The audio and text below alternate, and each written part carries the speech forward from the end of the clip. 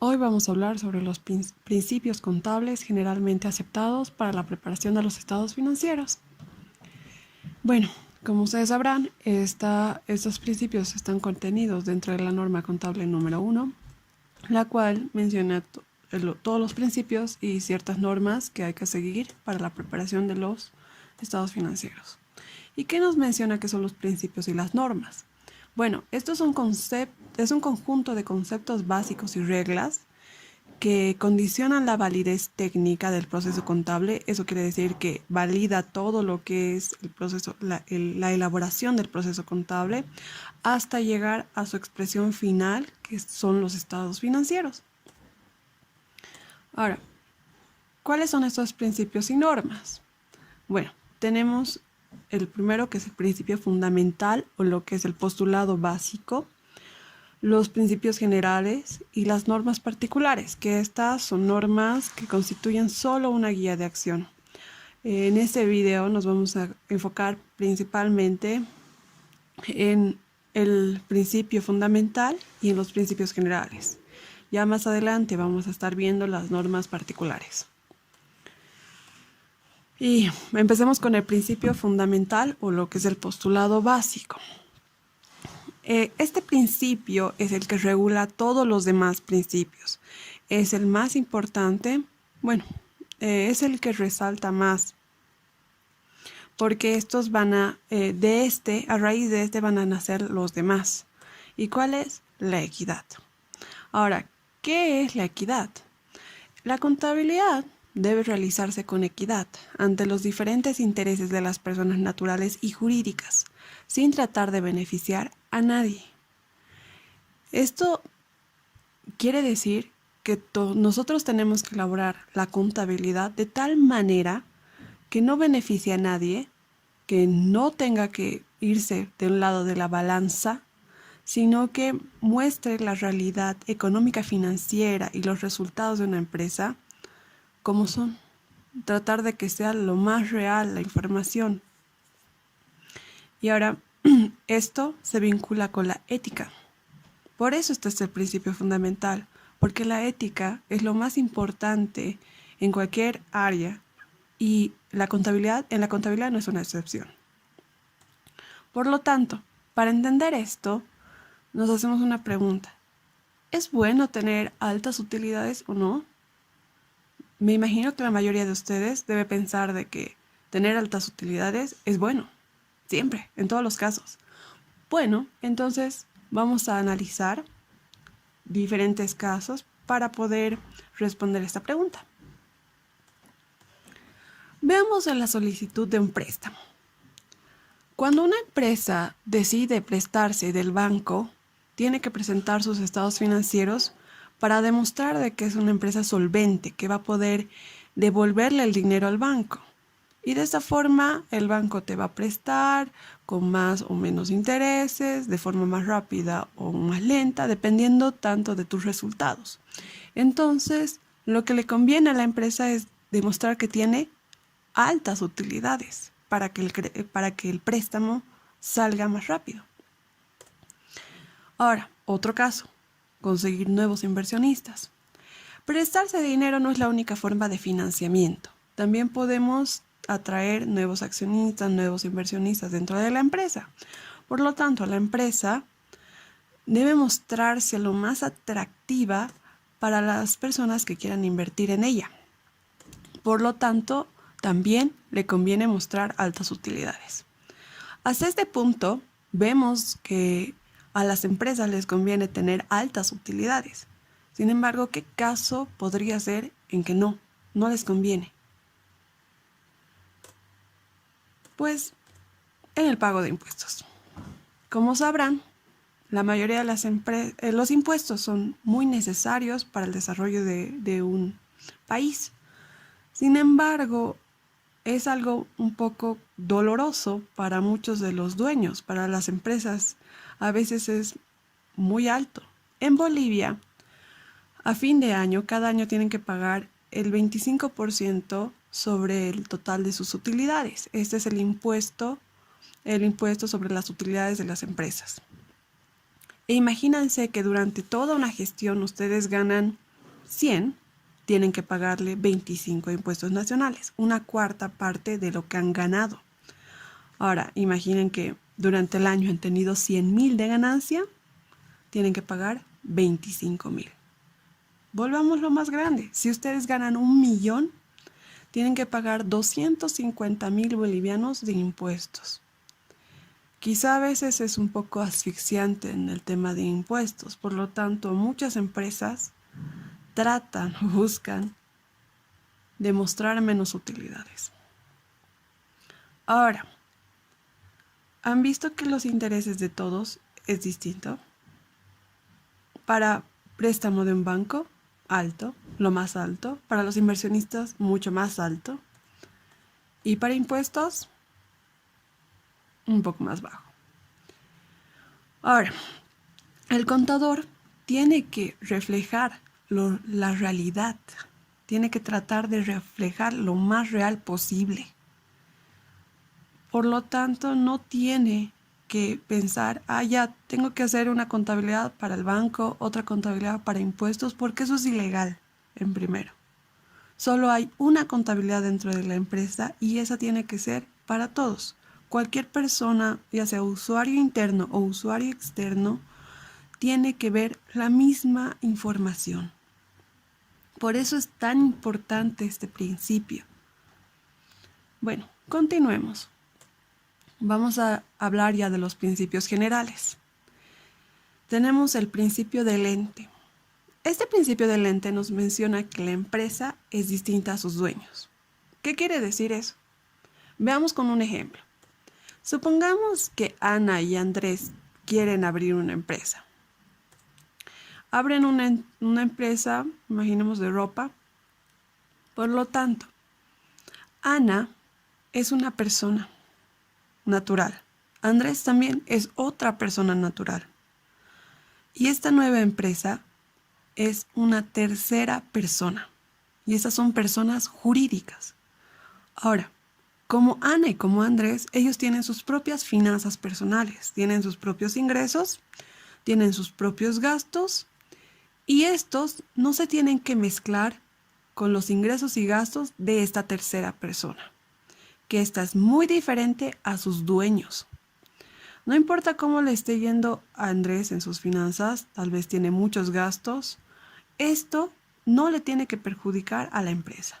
Lo único que le importa a esta tercera persona es que estos dos inviertan en ella o también lo que es la parte de los retiros, el pago de dividendos. Luego, no tiene ningún efecto en el tema de sus ingresos, no se mezclan ingresos, no se mezclan los gastos, los activos, este es un tema muy importante. Imaginemos que esta empresa, uno de los socios le entrega un vehículo como un aporte de capital.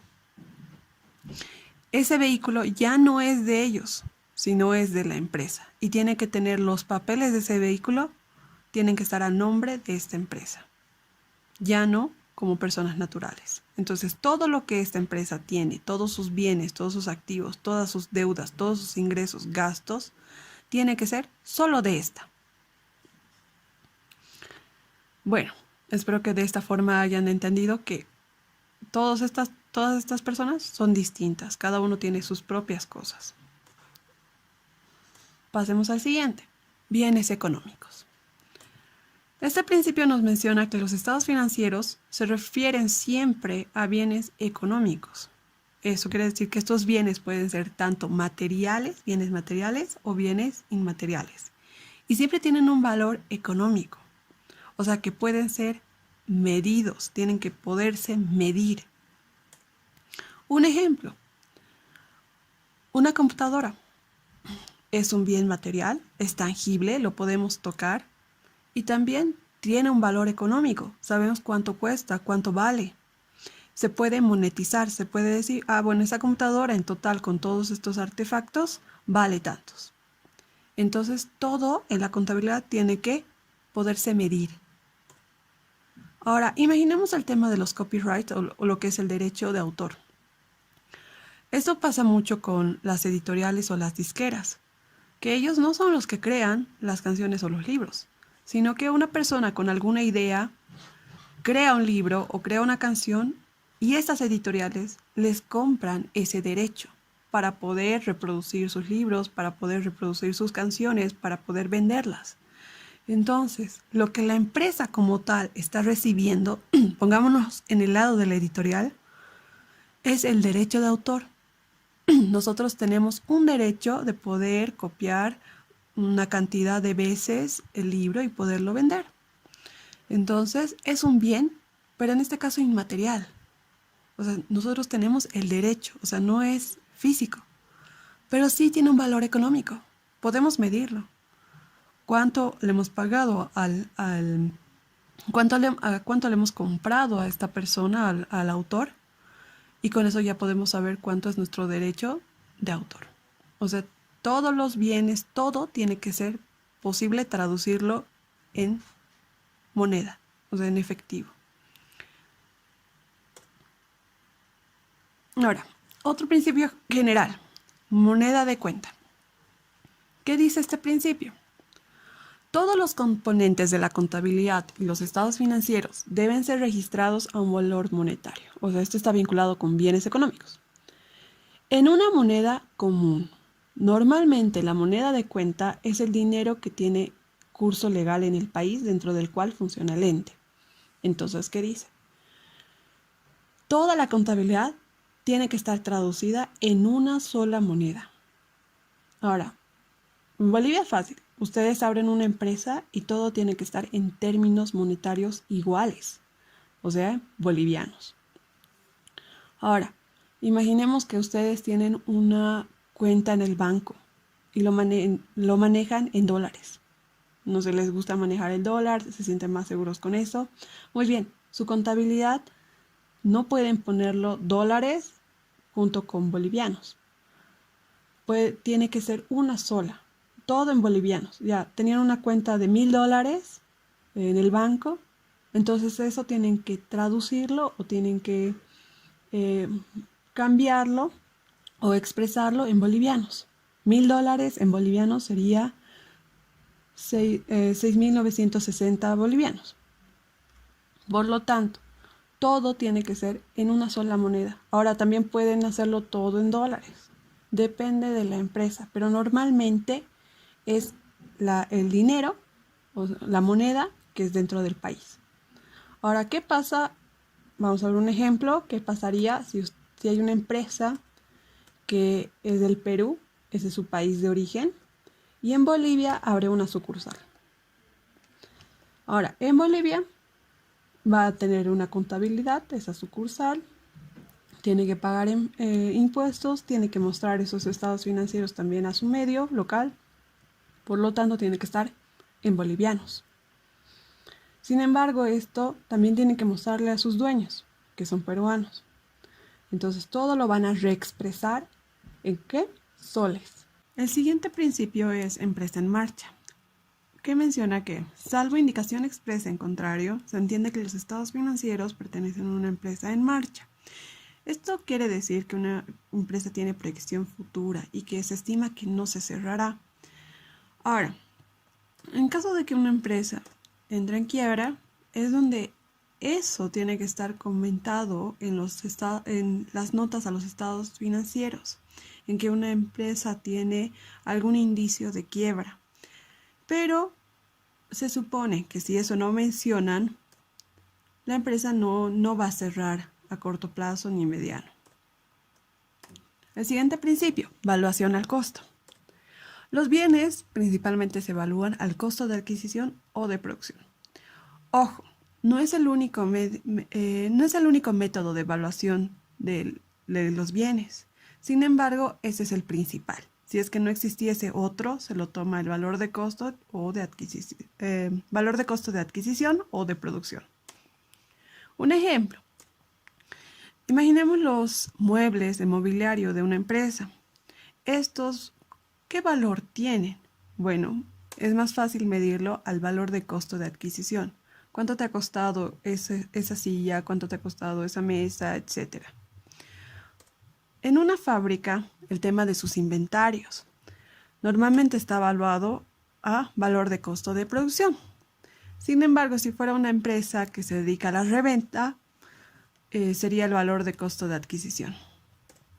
El principio que tenemos es el principio del ejercicio, el cual menciona que los estados financieros deben realizarse durante ejercicios que sean de igual duración, para que los resultados de 2 o más ejercicios sean comparables entre sí. Normalmente uno revisa, controla cómo le ha ido la anterior gestión y lo compara con una que se pueda medir de la misma manera.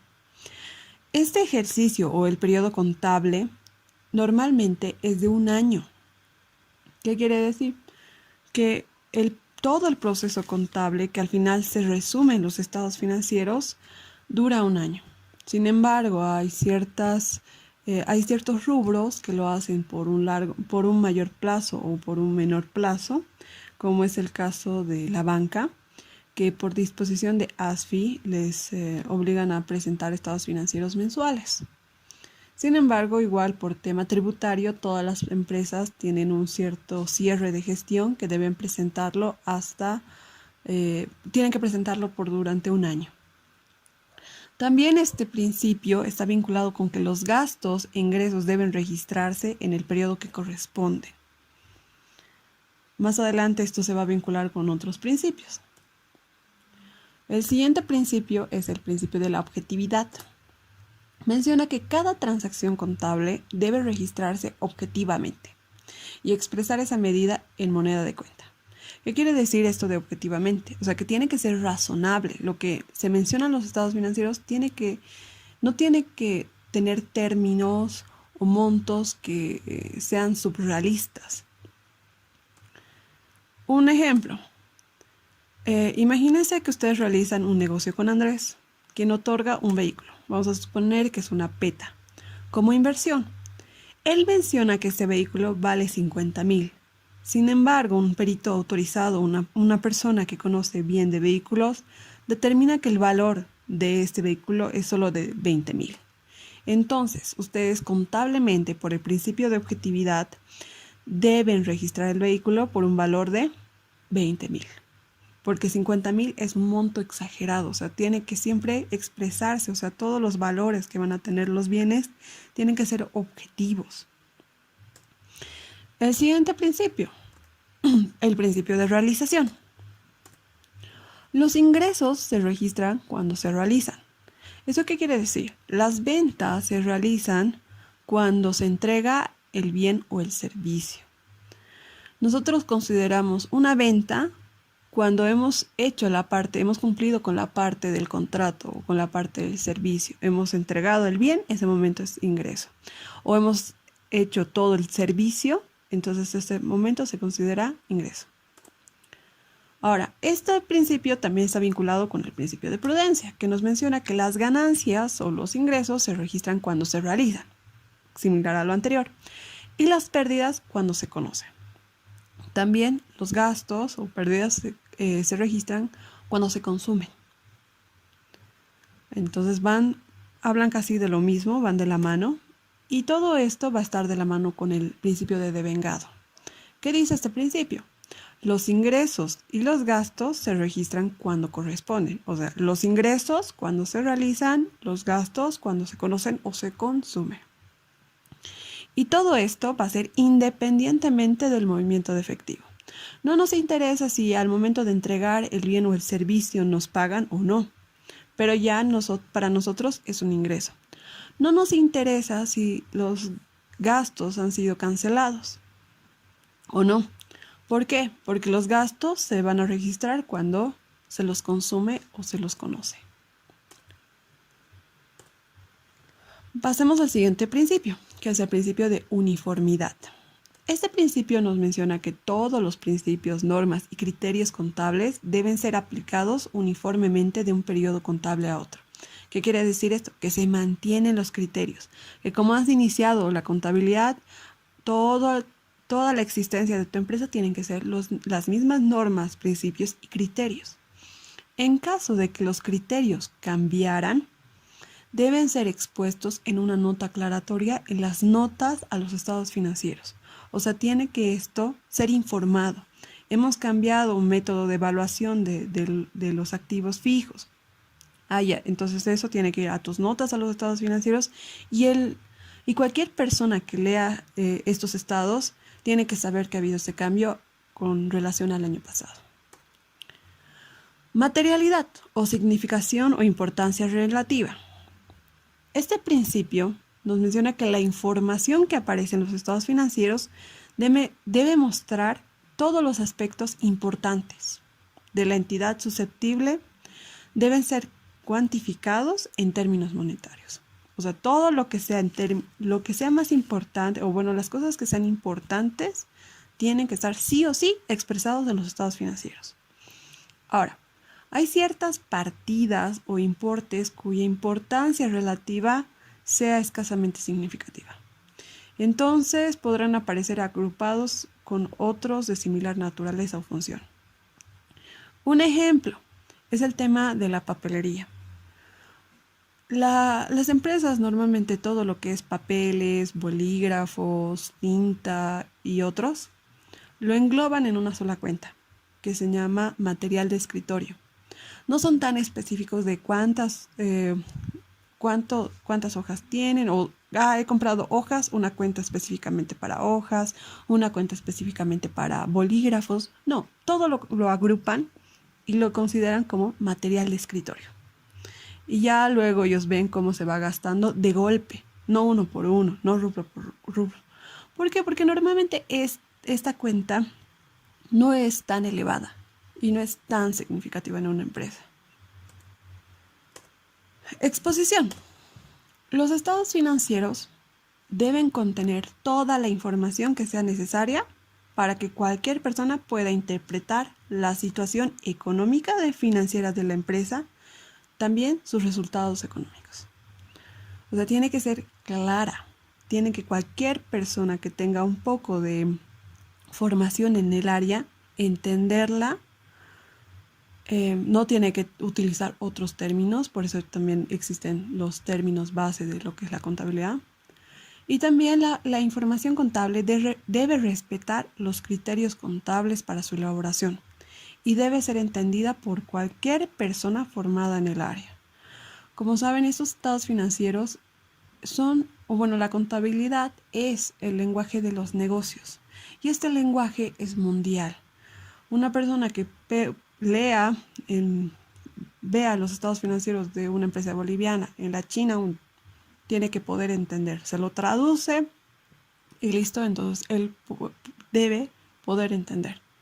Por eso tienen ciertos criterios de presentación. Tiene que ser de manera ordenada, tiene que respetar ciertos parámetros hasta en su forma de ser preparado. No puede tener la misma información de forma desordenada, sino todo tiene una forma estándar de hacer. Y por eso se les exige de que deben ser ordenados, deben tener las cosas bien claras, de que cualquiera pueda leerlo y entenderlo. Bueno, esos serían todos los principios contables. Espero que hayan entendido y gracias por su atención.